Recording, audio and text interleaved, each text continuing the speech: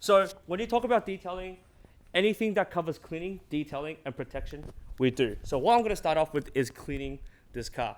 So this is Lawrence's car. It's going to be a demo for us today. And it's a detailer's nightmare from what I'm seeing right now. But who's, yeah. Excuse me, I could cut my car. It's much better condition. Pardon? I could cut my car. It's much better condition. Oh, really? Normally, I would say we'll do a workshop on. I'm going to clean it straight away to show you, but because of the space and the fit out today, I can't really do that. But I can really show you what to look for on a dirty car and why you should clean it. So let's talk about our specific location, which is Queensland, Australia, and the type of paint that we're getting as well, which is your question, right? So there's a lot of different variables and functions that we have to consider before we even start doing the cleaning process. First of all, we're in Queensland and we're in Australia, which means during the summer times, the heat gets up to potentially 38 to 39 degrees Celsius. But that's just what we feel. That's not what is on the actual panel of the car. If you have a black car, that can get up to 70 degrees Celsius, which is very, very bad. Now just think of that, and then think of putting an egg on your panel. What would happen if you put an egg on that panel? It will start cooking, right? So what happens if you put bird poop on that panel? It will start cooking and baking that bird poop onto your paint. You leave it there for 2 hours, it's probably going to be all right. Leave it there for 5 hours, 6 hours, that's your paint gone. And knowing how long it will actually take to bake into your paint depends on the quality of the paint itself. So I'll be addressing the paint thickness level and the paint quality based on where your Tesla is actually built and the color of your Tesla, okay? Let's talk about the colors first. Why is every paint different? Color is a huge reason as to why it's different. Having a white car is actually quite okay. It reflects the least amount of light from the sun, which means you're gonna have the least amount of reflections, hence you see the least amount of scratches. So if I were to put a black Model X right now, right next to this white Model X, same exact amount of dirt and grime on there, I will still feel that the black car is probably dirtier, even though it's the same amount of dirtiness, right? Second thing is the softness of the paint. Who has a white Tesla? Good job. Who has like a red Tesla? Red, one, okay, black. Wow, really rich. Blue? Blue, awesome. You realize that the dye on those colors, black, blue, and red, are actually a lot softer than the other colors, such as white and gray. And scientifically, I have no idea why. But just out of experience, they're much more easier to scratch. They're much more easier to... Yeah, now you understand. So the people who understand detailing like I do, and we tend to avoid those colors, even though they are really, really magnificent to look at. I guess they do come with a bit of a downside, right? So the softness is one of the reasons why you should really look at cleaning your car properly and protecting your car properly. Lastly, the manufacturer. So because I used to work for Tesla, and at the time, 100% of all our cars actually came from the US, we knew and we know that the paint is extra soft, even for a white car. Now we're starting to see more cars coming in from Shanghai, right? We actually realized that the cars and the thickness of the paint and the hardness of the paint is far superior than the ones from US. We actually have something called a Micron Meter, where we can actually read the thickness of each paint at each pedal. And we could just put on the paint and we can then see what micron level the paint is on. Normally for a manufacturer, when a paint is out for a brand new car, you should be looking at it anywhere between 140 to anywhere to up to 180 microns, that thick. Cars nowadays, even from Honda or Toyota, getting mass produced, you're getting around 120 microns.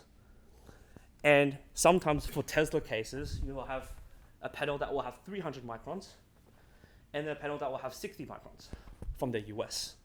So that means the paint was probably not just done through a proper machine. It It was actually hand painted or some sort. Getting the Teslas from Shanghai now, we realize that the paint's around 180 microns all around. Really, really constant sort of a thickness, which is great. So that's one of the reasons why, and variables we look at before we actually clean the car. So that's just a little foundation bit there, okay? So let's turn our attention more to this car over here. It's pretty dirty. When we first wash our car, we need to see what is on the car first, so that we know how to address those contamination before we even start washing the car. When we see what type of contamination is on the car, then we are able to understand what type of tool we need to use to get rid of those contamination on the car. Now, a white car does not reflect a lot of light, so you won't see a lot of scratches, but there is a downside to white cars, and you can see everything else but scratches. For example, if I were to come over here, you can see there's little bits and pieces of tire marks from the road and from the tire all over here, stuck on. Now, Lawrence, you told me that you've washed the car before. Yeah, Last night? Last night, yeah, yesterday afternoon. I probably need a one-on-one session with him. And was it pressure washed or hosed? Pressure and then sponge. Pressure and sponge. Never use a sponge. But pressure washed, and you still can't get rid of all these contamination on the paint. That's crazy. That means that this thing has actually bonded onto the paint already. If you wash your car, you realize there's something that's actually stuck onto your car's paint, and you can't get it off with a simple pressure washer. Stop trying. Stop scratching it off. We have to use some other form of tools to get these contamination off. And as a detailer, we always teach our customers how to clean your car to prevent this from happening. Not to fix it, but to prevent and avoid this from happening. Preventing takes a lot of time, but fixing it will take more time and more effort. So let's talk about just this over here. What would happen if Lawrence left this here for another 2 years to 3 years? What will happen is this will bond onto the paint so much so that it almost looks like it's part of the paint under the sun because it gets baked in. What's going to happen after that is, depending on the thickness of the paint, we can then either sand it down so that we can get rid of that contamination, or I'm sure it's a US made car, you probably won't have enough real estate to sand it down. You'll just have to get the whole thing repainted, and that will cost thousands of dollars. So that's another reason why you need to learn how to clean your car before you get your car into this sort of a condition. Now, I'm not scaring you, please. I hope I'm not scaring you. It looks okay. It looks okay. So that's what we see. What about bird poops? Bird poops. You guys get bird poops on your car a lot? Yeah. It's a very unlucky thing to get bird poops on your car. Lucky if you just wash the car. So what happens if bird poop is on your car and it stays there for, let's say, an hour and it dries off, right? How do you guys normally clean that off? If anyone can tell me. Like, I just want to know if you... With a hose? Yep. Sponge? What about back shit? That's a good... Worse. Yeah. So they say in the land of Australia, you get all sorts of animals trying to kill you, and then you get all sorts of shits that's trying to kill you too. So bird poop, let's talk about bird poop first. It dries off really quickly. It gets bonded to the paint. How do you get rid of it without damaging your paint? Very simple. Tissue paper, put a bit of water, put it on there. It will become a liquid again, and then you can lightly wipe it off. Okay? That's one. Same thing with bat shit. It will take probably 30 more minutes before it dries off. Okay? Now, these are the sort of contamination we can see to get rid of that. With this, we're going to use something called a clay bar. Have anyone heard of clay bars before? You guys know what blue tack is? It's almost like an automotive blue tack, right? And what we'll do is spray water onto the blue tack, and we lightly rub it here, and it will just come off magically, just like that. So that's the type of contamination, type of tools we can do to clean the car. So make sure, pardon? It doesn't scratch. It can scratch it. It can. But the thing is, you rather lightly scratch a car than having this bond into the car. So it's basically just what is priority and what's not priority after that. You don't do it weekly. Pardon? You don't do it weekly. Weekly. Calculate by weekly. It depends where you are, really. I'm going to talk about that later as well, and how you can avoid getting this sort of stuff on your car later on as well. So what I've taught you is, now that you have all these contamination on the car, how to get rid of it so that you can get ready for your clean. Now, I'm going to say most of you won't have that much contamination on your car, and I'm guessing that you guys wash your car regularly. Awesome. So how do I save money in cleaning my car? Very simple. Back to basic fundamentals. We'll change that question to, how do I clean my car without damaging my car? A lot of people, they clean their car, and what they're actually doing is actually damaging their car while they're cleaning it. We call them love marks. If you look at Luke's car over there, it's a beautiful red car, but if you see under the sun, you'll see a lot of scratches. We call them love marks. He's trying to love his car, but he's also hurting his car. Well, it's a painful love, but nevertheless, it's still love, right? So what are we going to do to really wash this car properly without damaging it? I got a few things over here to show you guys what we do. And it literally is as simple as having a bucket, a detergent, shampoo, a little noodly chamois, and your drying towel, and some wheel cleaner. It's as simple as just this. If anyone tells you you absolutely need to have something else to clean your car apart from this, run away. They're probably trying to scam you, okay? Don't fall for that. All you need legitimately is just these few items. So this is a shampoo that we will be using. The shampoo is pH neutral. pH neutral is a keyword that we'll be using for everything that we're going to be doing now. pH neutral is very important when we're talking about cleaning our cars and maintaining our exterior of our car, even interior as well. Having a pH neutral chemical means that we are washing the car knowing that the chemical is actually not aggressive to the car's paint. The reason why a bird poop or bat shit is bad for your car is because it's too acidic chemically, right? So if we put something that has too acidic on your car with a pH that's really acidic onto your car while you're washing it, we might as well just put bat shit on it with water. That's how bad it is. I hope you're understanding what I'm saying right now, right? So pH neutral shampoo. We're going to use this to wash our car with the pH neutral shampoo, not a sponge. Does anyone know why you shouldn't use a sponge on your car? It's quite aggressive. It's too sharp. Yep, that's one. The other reason, yes, there's holes inside a sponge, right? Right now, if I were to put my hand between these window sills over here, I can already see parts of dust inside here. He's tried his best, it's fine. So, what's gonna happen when you're cleaning with the sponge? The holes are gonna catch on to all the dust and little rocks inside. It's gonna have nowhere to go because it's stuck on the holes. And what you're doing then is, when you're washing it left to right, you're scraping it with the sponge with all the rocks stuck inside the holes left to right. And your car's gonna have scratches. So that's where your magic scratches appear from your sponge. So avoid sponges. Use something like this or a wool, because when it does catch onto anything, it's going to hide underneath here, and it's going to use the other noodles on the top to kind of protect your car, and it will just wipe on without scratching your car. Yeah? This is a towel that we dry with. It's super big, and that will make your job a lot easier when you are going to dry your car later on. So, very easy 4 steps to wash your car.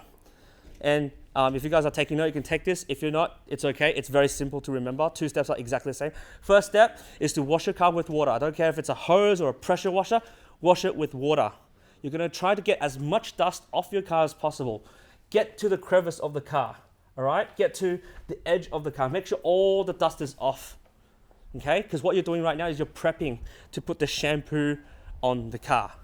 After you have the shampoo inside your bucket filled up, you're going to use this little thing. You're going to go inside, dip it with the shampoo, and you're going to be washing from top to bottom, left to right. And my motion will always be starting from the top, ending up on the bottom, and my motion will be left to right, top to bottom, right? Third step, you're going to wash the shampoo off. That's it. 4 step, dry. Now, the hard part is not doing all 4 steps. The hard part is how do I get all these 4 steps done without letting anything dry in between. Last thing you want is for you to have anything that's dry on the car and wiping it off, because that will actually create no lubrication between your little chamois to the surface of your car, and that can also potentially scratch. So when you're washing the car, make sure if it's drying, you keep it lubricated with water. Put some more water on if it's drying. Just keep at it and put more water on it. And then you can then finish cleaning the car and dry the car. That's as simple as that. Wheel cleaning, we have a wheel cleaning detergent. You just spray it on. What it'll do, it'll detach and unbond all the dirt and grime and brake dust onto your wheels, off the wheels, and then you can then scrub it with this and wash it off.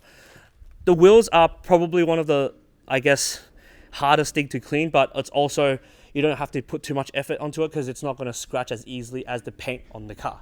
But nevertheless, there's something for it too. So that's how we teach our customers on how to wash our cars. Now, if you feel like there's something that you want to really see and I guess you want to learn more of, we will be doing a workshop session with Tesla Owners Club Australia as well, to come to our workshop, and we'll have a Tesla there for you to have a look, for us to clean in front of you as well. So that's basically it. So that's how you clean your car. Now let's say you've been cleaning your car for 5 months like this, and you're starting to see build up of tire marks or those little grinds on the paintwork, or scratches as well on the car. That's probably signs that you probably need something to really protect the car. Now, again, we're talking about cleaning, detailing, and protecting. What's the difference between the 3 things? Cleaning is cleaning, as I said, getting things off the car. So it's a clean surface, so it looks like there's nothing on there, right? Detailing is like putting makeup on your face. So ladies like to detail their face. They like to put stuff on their face to make it look pretty. If you want to sell your car, you want to detail the car, hide those scratches, and be done with it. You don't want to spend too much money on fixing it, right? Detailing is just hiding those scratches. So there's ways to cover up those scratches on your car. Very simple. Wax. So wax can cover up scratches on your car, but it's a temporary fix. But it's enough for you to make it look good for like a few months or a few weeks, right? What's more of a long-term fix? A long-term fix means you probably need some sort of protection on your car. And that's what we also specialize in. We talk about ceramic coating. So before I move on to ceramic coating and protection, are there any questions that I can answer now before we move to Luke's Model 3 over there? What about commercial car washes? Good and bad, or in between? In between? So commercial car washes, are you talking about those self-buffet sort of style ones where you put some coins in? It really depends. I don't normally recommend customers going there just because you don't know what's inside their chemicals. Yeah. Sometimes they can be a bit too harsh for your cars because the people who are working there don't dilute the chemicals properly. And what happens is maybe you've coated your car or you've waxed your car. That thing can eat up the coating and the wax very quickly without you even knowing it. So that's why I don't really use those self-wash systems. Any good ones? Any good ones? Yeah. Hand wash is a good, yeah. Hand wash? Yeah. What would you do? You hand wash your car at all? Do you like to hand wash your car? No, I use what is it? Skippy's hand wash or Yep. It's a commercial hand wash. Yeah, commercial hand wash is okay. As long as they know either your car is coated or it's been waxed or whatnot, they would know how to deal with your car. Right. If it's something more like robotic, like those spinning things, right? That's not good for your car. Or any of those self-wash things, that's not good for your car because they don't dilute it properly. It's all for commercial use for them. They just want that money. That's it. Are there any questions before we go? Yep. What about that stuff like I've been using where you spray on the soapy stuff when you leave it for 5 minutes? Foam? Don't say that's bad shit. That's good. That's good. So, that's good. Yep. Snow foam, again, it's recommended. It's great, but it's not necessary. That's why I don't have it here on my like your basic. So who knows what snow foam is? I'm sure you've guys seen snow foam, right, on your car. Like, it's just like a snow foam and comes down. So the fundamental of having that really is just to grab as much dust off as possible through the gravity of the bubbles in the foam and really taking those dust down. That's before you wash it? That's before, yep. That's before you wash it. So that would be the stage before you put the shampoo onto the car. It will just be washing the car with water, then you foam it, and then the rest. Yep. Any other questions before we move on? Yes. Just wanted to suggest perhaps worthwhile noting not to put your sponge to the bottom of the bucket. Yes. Don't throw your bucket over the car with the leftover substance. That's right. So when you're washing your little chamois in your bucket, all the dust and so on will fall to the bottom of the bucket. And what will happen then is that if you go to the bottom of the bucket to wash this again, you just bring the dust back up and then you're scratching it again. So just remember not to do that as well. Yes. So now we are pretty good with Model 3s. We get around 3 or 4 Model 3s a week in our workshop. And we kind of know what to really look out for your Model 3, especially when it means you've only just collected your Model 3 and what comes free with the car, which is scratches. A lot of time people they think when you buy a brand new car, the car is going to be scratch free. There's not going to be any defects, and that's a myth because when you actually get your car, you're going to have those scratches on from when you first buy the car. When the dealership want to wash the car as soon as possible and get it ready for you to collect, you'll start to see scratches then. And where do you see it? You're going to see it around this hip line over here. I don't know why, but most of the Teslas, they come free of scratches, with free scratches over here along these lines. So that's what we do. And when we first get your car, we look for those scratches and we remove that off the car. So we talked about cleaning, we talked about detailing, and now we're talking about protection, okay? Protection.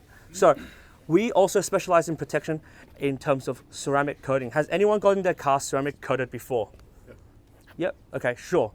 Do you guys feel like there's any sort of difference from a coated car and a non-coated car?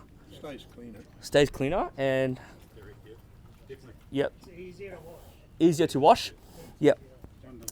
Do you guys find any sort of protection with it? You don't know? Of course, thank Lord. Because if you feel like there's no protection, then there's something wrong with the coating. So, awesome. So what a ceramic coating basically does, we normally recommend customers who buy their new car to put some form of protection on their car. And the reason is because if you do get those contaminations like bird poop or bat poop, especially with the summer sun, it can very easily bake onto the cars. One more annoying thing about Australia is that there's a lot of minerals in our water. So especially when it rains, when I talk about rain in Queensland, I'm talking about like flash rain and then flash sunlight and then flash rain. You're going to actually get a lot of mineral marks, we call them water marks, onto your car. So having ceramic coating will actually help you reduce those sort of contamination onto your car. And those sort of contaminations are also ones that you can't wash off because they get bonded to your paint really quickly, especially along flat surfaces of your car, such as your hood and also your boot. The good thing about Tesla is the whole thing on the roof is pretty much made of glass, so that's going to be quite okay. Ceramic coating also makes your car look a lot glossier. So having a ceramic coated car means that when you're driving around in a clean car, people can spot that your car is actually going to be a lot brighter and glossier than other cars, but also it's much easier to clean. With the method that I've taught you on cleaning your car, if your car is actually coated, I can clean a Tesla within 20 minutes. And 20 minutes from washing, shampooing, and then drying. 20 minutes, done. So that's what is really good about ceramic coating. So if you have your car coated, I'd say don't go to any of those machine washers or any of those commercial washers because it's actually easier for you to clean it at home because coating has a repellent function where water just does not stick on. So that's going to make it easier to dry and easier to wash as well. If you look closely to the paint of Luke's car, has your car been coated before? It's not. So if you can see some love marks over here, If you use a reflection of the sun to see over here, you can see a lot of scratches over here along the sides over here and over here as well. And so with this car, if you have a used car or a brand new car, regardless, when you bring it into us to get a protection on it, we will actually get rid of those scratches first, decontaminate it and get rid of those scratches through a paint correction process where we actually shave a very minuscule layer of your paint to get rid of those scratches, and then we coat on top of the car. Many times, 90% of our customers believe after we've coated their car, it looks better than when they got it off the showroom, which is crazy. So that's the fundamental and one of the more important reasons as to why you should protect your car, even if it's an old car, even if it's a brand new car off the showroom. It should always be protected, especially in Brisbane, in Australia. I'm sure Luke looks after his car very, very well. It's an appliance. It's just like a fridge at home, right? Because it still looks stunning. So if you feel like you're going to be washing your car every week, excuse me, if you're going to be washing your car every week, maybe coating is not for you. Maybe wax is for you. If you're like me, and who likes washing cars here? Yeah, that's what I thought. Oh, okay. You want to work for me? I'm just joking. If you're like me and you don't like washing cars, ceramic coating might be a really good option for you, so that you don't really have to always continually keeping it clean, and knowing that you do have a layer of protection there, so that your car's not going to get a big chunk of bird poop or bat poop eating into it, and then having to spend thousands and thousands of dollars fixing it. And that's pretty much it for my presentation. If there's any questions, I'm happy to answer them now as well. Anyone? How much does ceramic coating cost? Very good question. So, on the market, there's many types of ceramic coating, and I'm sure when people who've already got ceramic coating, they might have found it quite confusing when you first look for ceramic coating and understand what ceramic coating is. So, on the market, you can get anything from $500 to $5,000. That's crazy. There's a huge difference with the price range. And why is there a huge difference? Because of the ingredients it has inside the little bottle of coating, and also the warranty as well, and also what functions it's going to give you as well. Generally speaking, a ceramic coating it acts like a screen protector of your phone. If you guys have a tempered glass on your phone, that's what it is pretty much, but for your car.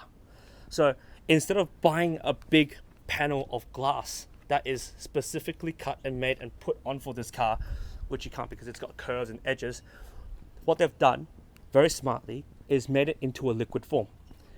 We then apply the liquid form onto these body panels so that when it dries, it becomes a thin layer of glass. So that's what every ceramic coating is. The functions are as simple as glossiness, repelling, UV protection, and so on.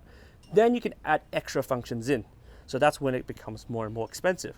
For example, I want my car to look extra glossy. So they have to put an extra ingredients of flexi chemical, we call it SiO2, silicon sort of a material into it. That's going to cost a little bit more because the application of it will take longer as well. If you want something that's more harder and durable, for example, if you like to go off-roading, I don't think anyone will be going off-roading with their Model 3, but if you'd like to go off-roading, you are breaking my heart.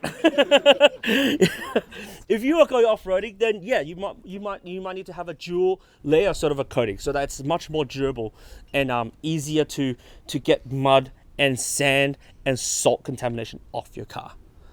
Yeah, so the market is anywhere from $500 to $5,000. We offer in between, and we offer all three types of customers. People who just want a very standard sort of ceramic coating, $1,100. People who wants glossiness and coating, $1,600. People who wants something that's really, really tough, super shiny, showroom condition, and they want to go off-roading all the time, that's a $2,000 coating. We require lots of man hours, labor to get that onto your car. What's the best brand for the product? That's a very good. There's many brands out there. We are certified by Geon, which is a really good brand from Korea. They've done a lot of research into the sort of ceramic coating space and glass protection space. But there's also other brands like G Technique out there on the market, Papanazzi. I'm sure you've heard of these other brands as well.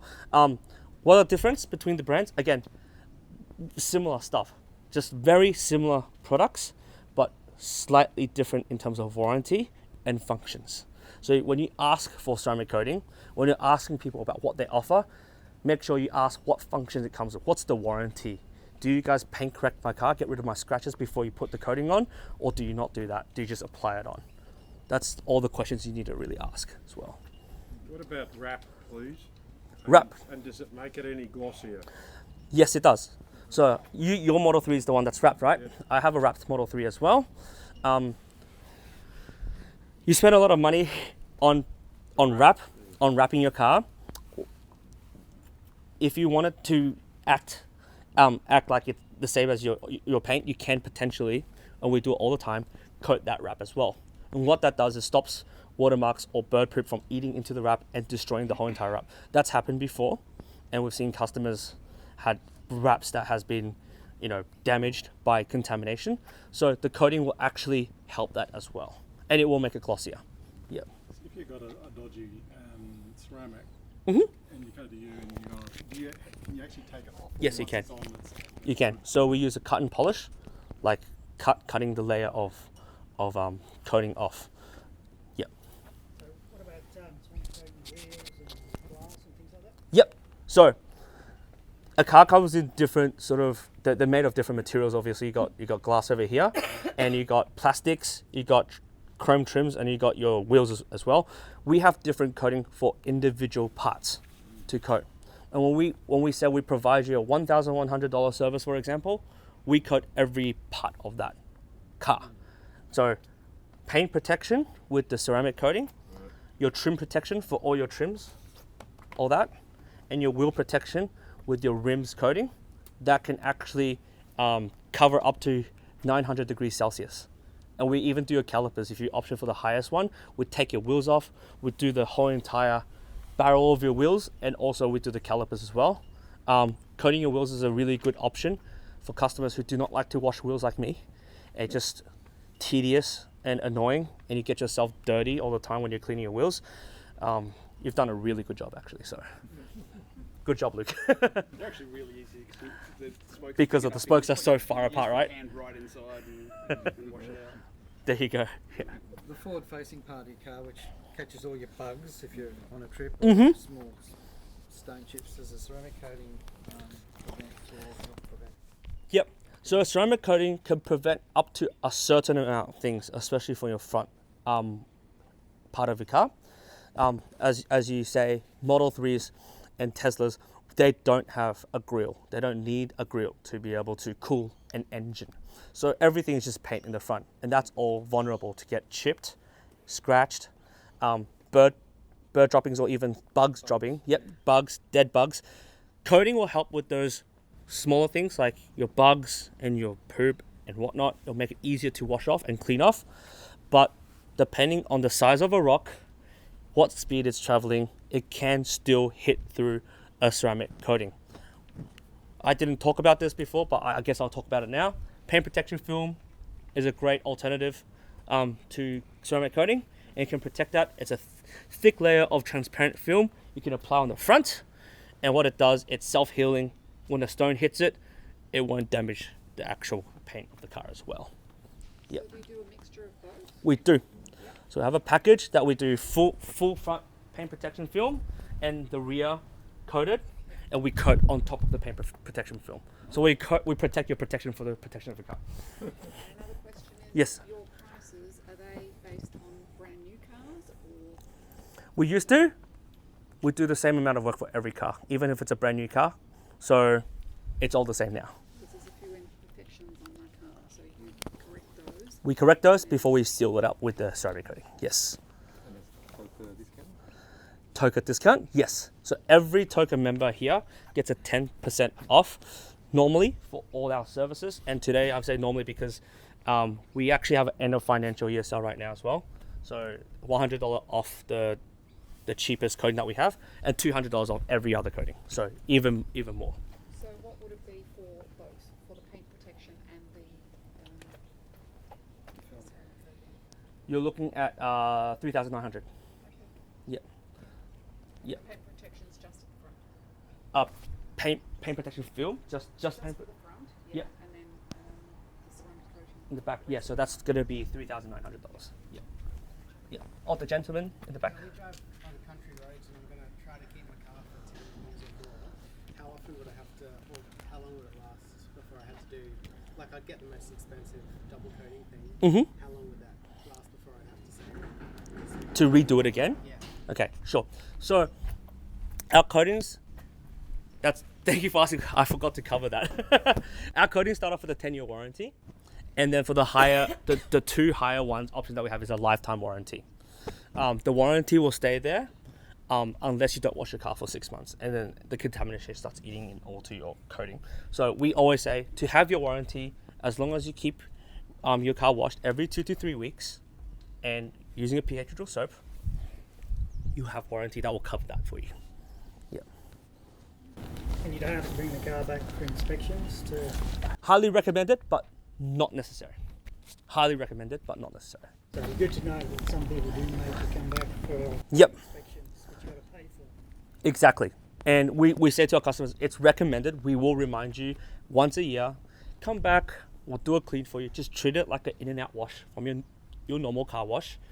But at the same time, what we do is we check for anything that's wrong with the coating and we fix it on spot for you so you have a peace of mind, which rarely really ever happens. And if nothing's wrong with the coating, we actually put a booster coating on for you as part of the package. And then your car will look even glossier on the day. So that's pretty much it. Yeah. And where are you located? We're located in Cooper's Plains. Yeah. Do you still have the courtesy car? We still have a courtesy car. It's not a Tesla, unfortunately. I made a profit on that car when I sold it. So